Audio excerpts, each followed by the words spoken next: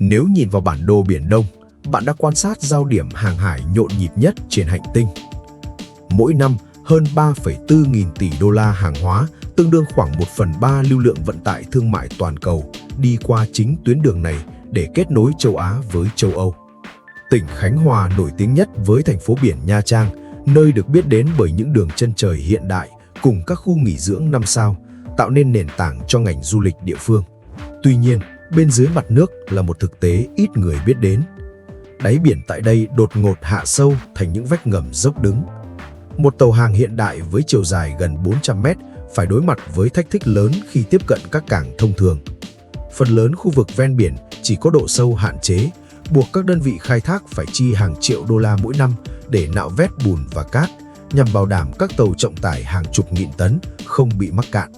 Khánh Hòa sở hữu 3 vịnh lớn gồm Vịnh Vân Phong, Vịnh Nha Trang, Vịnh Cam Ranh. Các vịnh này có độ sâu tự nhiên từ 20 đến 30 mét. Hệ thống đảo ngoài khơi bao bọc xung quanh đóng vai trò như lá chắn tự nhiên trước dòng hải lưu đại dương, giúp các vùng nước này gần như không bị bồi lắng. Nhờ đó, những con tàu lớn nhất thế giới có thể cập cảng trực tiếp mà không cần hoạt động nạo vét tốn kém. Những vùng nước sâu này chỉ cách các tuyến vận tải quốc tế chính chưa đầy 2 giờ hành trình, biến Khánh Hòa thành một trung tâm logistics chiến lược nằm ngay bên cạnh xa lộ hàng hải giá trị nhất thế giới. Quy hoạch tổng thể đến năm 2030. Trong quy hoạch tổng thể quốc gia đến năm 2030, Việt Nam đã tích hợp lợi thế địa lý này vào một siêu dự án logistics và năng lượng quy mô lớn. Thay vì hoạt động như những cảng biển riêng lẻ, hệ thống được thiết kế như một hệ sinh thái tích hợp theo chiều dọc. Trung tâm của hệ sinh thái này là cảng khí thiên nhiên hóa lỏng Vân Phong với công suất phát điện khoảng 6.000 MW, tương đương gần 8% tổng công suất điện quốc gia. Nguồn năng lượng này hỗ trợ mạng lưới cao tốc dài khoảng 110 km, kết nối trực tiếp với các cảng biển, giúp giảm hơn 50% thời gian vận chuyển nội địa. Mạng lưới giao thông này tiếp tục liên kết với sân bay quốc tế Cam Ranh, nơi đường băng dài 3.000 m, cho phép các máy bay vận tải hạng nặng nhất hiện nay hạ cánh và bốc dỡ hàng hóa trực tiếp vào chuỗi logistics. Hệ thống hạ tầng đồng bộ này đã thu hút hàng tỷ đô la Mỹ vốn đầu tư trực tiếp nước ngoài. Nhiều doanh nghiệp công nghiệp từ Nhật Bản và Hàn Quốc đang xây dựng các cơ sở sản xuất lớn ở đây nhằm tận dụng lợi thế kết nối giữa cảng nước sâu và mạng lưới giao thông tốc độ cao.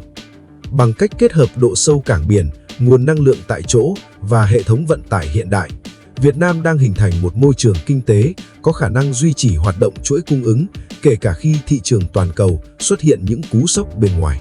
Trụ cột quốc phòng của Trung tâm Kinh tế Biển. Việc bảo vệ một động cơ kinh tế quy mô như vậy đòi hỏi năng lực quốc phòng tương xứng. Trọng tâm của hệ thống phòng thủ này là Vịnh Cam Ranh. Đây là một vùng nước sâu rộng khoảng 100 km², được bao bọc bởi các dãy núi và chỉ có một cửa ra rộng khoảng 3 km, tạo điều kiện thuận lợi cho việc kiểm soát và phòng thủ. Bên trong vịnh là sở chỉ huy của vùng 4 Hải quân Việt Nam. Từ vị trí này, lực lượng hải quân có thể giám sát toàn bộ khu vực duyên hải Nam Trung Bộ và duy trì sự hiện diện thường xuyên trên các tuyến hàng hải lân cận. Dưới mặt nước, căn cứ hỗ trợ hoạt động của hạm đội tàu ngầm lớp Kilo có khả năng lặn sâu tới khoảng 300 mét. Những tàu ngầm này được thiết kế với độ ồn cực nhỏ, khiến chúng khó bị phát hiện bởi các hệ thống sonar thông thường. Việc duy trì một lực lượng hải quân sở hữu tàu ngầm diesel điện áp và các tàu hộ vệ tên lửa hiện đại đòi hỏi nguồn tài chính rất lớn.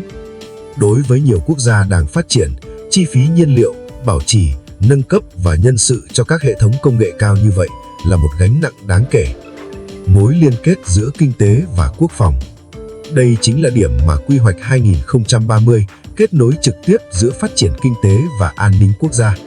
Nguồn thu nhập ngân sách được tạo ra từ các cảng nước sâu và khu công nghiệp tại Khánh Hòa, cung cấp hàng tỷ đô la cần thiết để duy trì và nâng cấp lực lượng hải quân tại Cam Ranh.